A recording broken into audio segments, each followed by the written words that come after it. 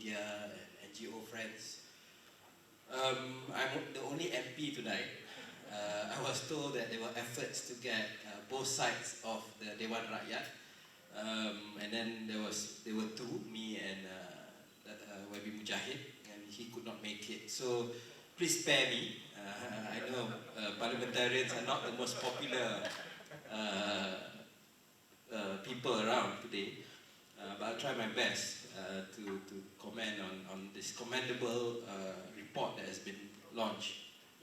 I think fundamentally, when we talk about racial discrimination and fighting racism, first we have to reflect about privilege and bias. I think different people, we have our own privilege, we have our own bias that will reflect on how we view society, and that sometimes makes us blind to systemic racism, prejudice, and discrimination in our societies. And I think this is something that Malaysians across the board has been guilty of. Malaysia is a complex society where you have a majority that is given certain privileges under the constitution, and yet, because of that, they are given privileges on the basis that they were lagging behind in certain things, and in many aspects that remains true, and this creates a complex situation of how we view racism. I think it could be because fundamentally we generally get along. We get along, we live comfortably with each other, we will have at least people we know, maybe not well, but people we know, we meet at the Kedai Runcit or in the Mama, who are of different ethnicities, and we've been living like this for centuries. But this breeds complacency, and the fact that we have not done a better job trying to understand each other more thoroughly is also something that's worrying. So we take each other for granted, we rely on lazy stereotypes, and these stereotypes has been planted from the colonial era. It's been used by our own politicians, including those who are supposedly very gung-ho in fighting the West, and it lives on today. If you read Thomas Piketty's latest book, Capital and Ideology, it's very long, okay? But it's a very fascinating read, even including on the caste system in India and all that, and how it was a colonial. It existed, but the colonial administrators made it such as a way to divide and rule when they were in India, and so the same thing in other countries, including in Malaysia. So this, to me, highlights the difficulties in facing the task of cultivating anti-racism, especially in a multiracial and unequal societies. Multiracialism is a blessing, we always say this, but not everyone may experience it in the same way. And those who are at the bottom of society, who have less resources and opportunities, competition will always be fiercer for them, and unfortunately the understanding of their situations may come through a racial lens. We are seeing this today. Look at the Rohingya issue, something which in 2016 people were trying to outdo each other, to be champions of Rohingyas, giving citizenship, giving jobs and whatnot. And today, Gardenia, which we know, we were fighting for during the COVID MCO, trying to get our hands on Gardenia. Now there's talk of boycotting Gardenia because they simply probably took a few Rohingyans in the pilot program for hiring refugees. And that's how far we've gone. And in countries like ours where economic as well as political development, both pre and post-independence, has been along racial lines. So it doesn't help that some leaders cannot move beyond racialist thinking, and we must fight racism, but we must be aware that not all sectors of society will see this as beneficial and why they feel so. There will be many suggestions about what's the prescription on fighting racism. Some will call for single-stream schools. Some will say ban religious or racial parties or organizations. Some will say you have a prime minister from Borneo and magically all these problems will resolve in itself. My own feeling is that everything else is cosmetic without actual socio-economic justice for all Malaysians. So both planks matter, socio and economic, and in both senses, it's about ensuring that Malaysians can fulfill their fullest potential and that the most vulnerable are protected. It's about making sure that all Malaysians have access to the best education and that they can go as far and high or far as their interest or inclination gets them. That they can find good jobs or go into businesses that will allow them to support themselves and their families. That if they lose their jobs, all those companies, their families won't suffer while they find new ones or get new skills and training so that they can find work in other industries. Fundamentally, it's an issue about dignity. We can recite all the various platitudes about multiracialism, but without socio-economic justice, there will be no way to ultimately eliminate racism and discrimination in Malaysia. It cannot be something that's just hit, just to take a knee now. I'm a football fan, but all these football clubs are doing it. They don't know where their jerseys are coming from, but they're doing it. It's cool. I mean, it's good that they're doing that, but it has to go beyond the symbolism because otherwise, the same things, whether in the United States or in other countries, will happen. And this belief in stereotypes, I'm going back just now to the colonial stereotypes. Certain races are lazy. Certain races are selfish. Certain races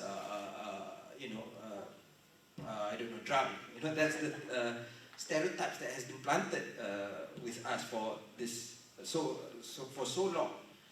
It's actually an inability to look beyond a capitalist economic system because it's all derived back to the colonial era where it's about capital, the control of capital, and it has continued until today. And this applies to Malaysia, and it's especially important for the Malay Bumiputra community. I think one of the lessons that we have to remind ourselves, and it's very important, and to the credit of the civil society, they have made much, advances in this field, is the fact that we must not just look down condescendingly. I mean, in Malaysia, perhaps the idea is to look down condescendingly on the Malay Muslims. Like, there was a certain sense that the liberals did that in the US, and that allowed Trump to get the majority of the white working class vote.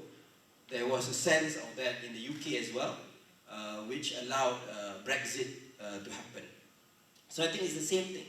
We must not give up that this group it's beyond saving.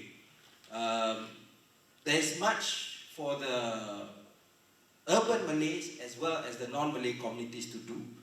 For example, I'm sure I've seen a lot of the work of Pusat Komas do a lot more things in Bahasa Malaysia. Because by putting your content in Bahasa Malaysia, it simply can go out to a bigger audience and it has a bigger impact. And people can evaluate it as they like. Because the fact is, the Malay Bumiputra they are the majority, and it's a growing majority. And there's no issue, definitely on issue of political survival and whatnot, because it's beyond. I mean, the numbers are just so big. But for many political parties, they need to create this sense of insecurity in order to remain relevant. So you have this racial approaches which continue. And so that's why this idea, I mean, we've been talking about, for example, a needs-based, a needs-based affirmative action. These sort of things need to enter the conversation. We are living today in a Malaysia that much of the things that we agree today, the NEP, Rukun Negara and all that came from the ashes of 13 May 1969. We can debate whether it's relevant, non-relevant. I think it was perhaps relevant to a certain extent at that time, and it has worked to a certain extent for that time. But now we are living in 2020. Yet we are still living in with the same institutions and the same solutions, which do not make sense. You have scholarships which are meant for Bumiputras, but a lot of them who receive it are those from Taman Tun or those from Subang Jaya, and not many, for example, from Felda and whatnot. So these are the problems, the problems that we have today. And so I think, going back, I think it's very important to reflect this Rohingya issue, right, fundamentally. Because when I first encountered this Rohingya issue, when I talked about the Rohingya issue in 2016, 2017, then it was hip to talk about the Rohingya issue, I got some criticism from the non-Muslim community. Because there were some influences from, for example, the Buddhist community and whatnot, with their counterparts from Myanmar, and that reflected in the sentiments that were expressed in Malaysia. But today, when I express the same thing about Rohingyas, I get 50-50 negative responses, both 50% from non-Muslims and 50% from Muslims. And that's how far it has gone. And it's a reflection, because people are losing jobs, people are out of business, so they feel insecure, and certain politicians have managed to create that as the Rohingyans as the fall guy. So I think that's why one of the most important things when you want to talk to the Malay Muslim community, or any other community for that matter, is to not use external abstract values, but use values that they can, they feel that they are attached to. So for example, Islam, use the example of Islam.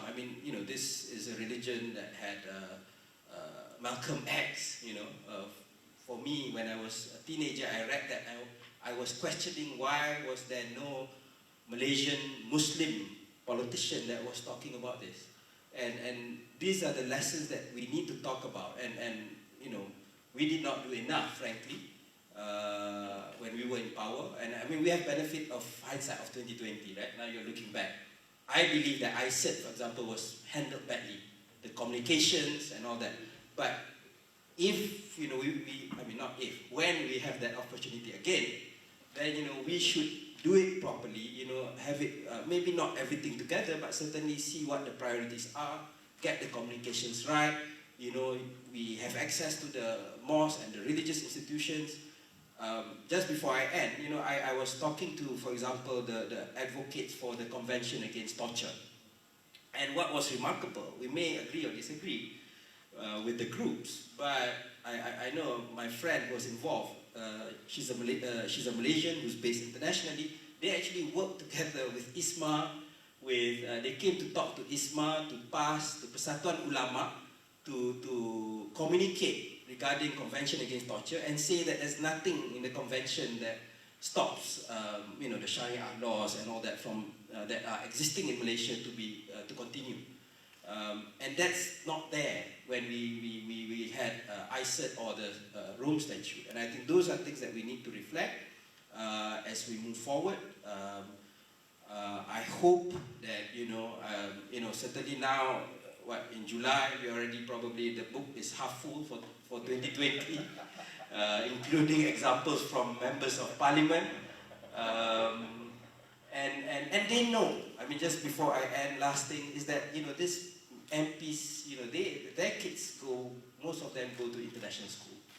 They send their kids to UK, to US to study. And they live a very, very, a lot of them live a very westernized lifestyle. But they know that this is what works politically. When they go back to their kampungs, they will change their expensive Armani pants for their kain plekats, and they will talk about defending the Malays and all that.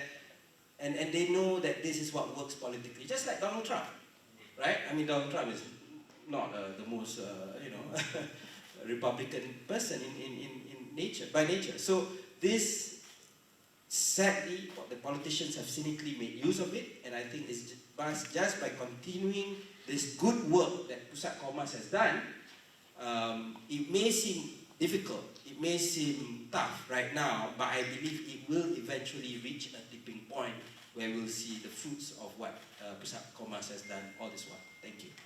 Thank you.